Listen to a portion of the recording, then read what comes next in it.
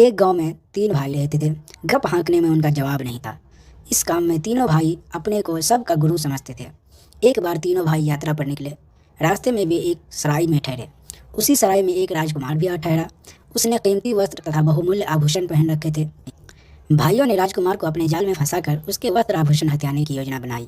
उनमें से एक भाई राजकुमार से बोला, महाशय, समय काटने के लिए कुछ खेल पहेली हो जाए तो कैसा रहेगा। राजकुमार राजी हो गया।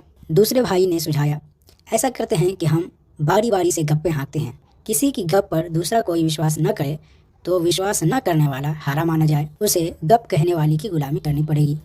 राजकुमार यह शर्त भी मान गया। गपोरी बहुत खुश हुए। उन्हें पूरा विश्वास था कि वे ऐसी बेतुकी गप मारेंगे कि राजकुमार को विश्वास न करने पर मजबूर करेंगे। उसके मुंह से यह कैसे हो सकता है निकलवा कर रहेंगे। उन्होंने सराय के मालिक को पंच बनने के लिए मना लिया। मुकाबला शुरू हुआ। पहले भाई ने गप मारी, बचपन में हम लुका छिपी खेल रहे थे। मैं छिपने के लिए एक ताड़ के पेड़ पर चढ़ गया। वह ताड़ का पेड़ कम से कम 100 मील ऊंचा था। मैं दौड़कर उसकी चोटी के पत्तों के बीच छिपकर बैठ गया। मुझे वहीं नींद आ गई। जब आँख खुली तो देखा कि पेड़ इस बीच 50 मील और उग चुका था। नीचे उतरने की हिम्मत नहीं हुई। मैं सोच ही रहा था कि पास से एक बादल का टुकड़ा गुजरा। मैं उसी में घुस गया। जब उस बादल से पानी बरसने लगा तब जाकर मैं पानी की धार को रस्सी की तरह पकड़कर नीचे उतरा। राजकुमार केवल मुस्कुराया। पहला भाई निराश हो गया। उसे पूरा यकीन था कि राजकुमार विश्वास नहीं करेगा। दूसरा गपोरी भाई बोला, एक बार मेरी गेंद एक झाड़ी में जा गिरी। मैं अपनी गेंद ढूंढने झाड़ियों में घुसा, लेकिन मुझे अपनी गेंद कहीं नज़र नहीं आई। एक चूहे का बिल मुझे दिखा। मैं उसके भीतर चला गया तो क्या देखता हूँ कि वहाँ सैकड़ों हाथी बंधे पड़े हैं। उस बिल में रहने वाला चूहा हाथी चोर था। मैंने उन हाथियों को मुक्त कराने का फैसला लिया और तो कोई तरीका नहीं था सिवा हाथियों को पकड़कर अपनी जेबों में भरने के। सारे हाथी जेबों में आ गए तो मैं बाहर की ओर भागा। तभी हाथी चोर चूहे ने मुझे देख लिया।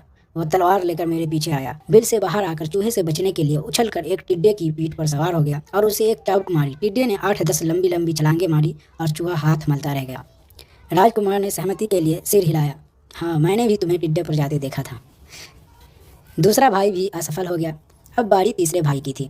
वह बोला, एक बार मैं नदी किनारे घूमने गया। वहाँ सारे मछुआरे इकट्ठे होकर रो रहे थे। मैंने कारण पूछा तो उन्होंने बताया कि नदी में एक भी मछली नहीं रही। वे भूखों मर रहे हैं। मैं इसका कारण जानने नदी में उतरा। पानी के भीतर मैं क्या देखता हूँ कि एक व्हेल सारी मछलियों को खा रही है। उसे देखकर मुझे इतना गुस्सा आया कि मेरे गुस्से की गर्मी से नदी का पानी गर्म होने लगा। पानी गर्म होने से व्हेल छटपटाने लगी और पानी से ऊपर आकर हवा में उड़ गई। उसके उड़ने से पहले ही मैंने उसकी पूंछ पकड़ ली। हम दोनों हवा में उड़ने लगे। व्हेल ने पूंछ झटक कर मुझे गिराने की कोशिश की, पर मैंने पूंछ नहीं छोड़ी। तभी मुझे एक बहुत बड़ी चट्टान हवा में तैरती नजर आई। मैंने अपने पैर उस पर टिकाए और पूंछ से पकड़कर व्हेल को खूब घुमाकर समुद्र की ओर फेंक दिया।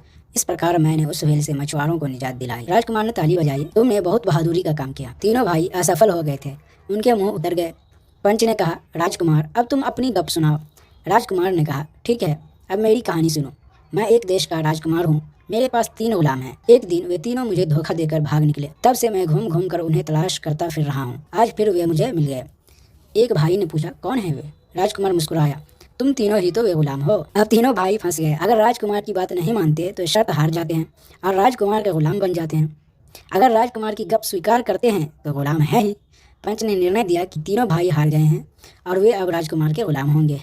वे बहुत सिटपटाए राजकुमार से माफ़ी मांगने लगे। अंत में राजकुमार ने कहा, मैं तुम्हें एक शर्त पर मुक्त करता हूँ। वह यह है कि आगे से उलूल जुलूल बातें बनाकर गाँव वालों को न ठगना। गपोरी भाइयों को वचन देना।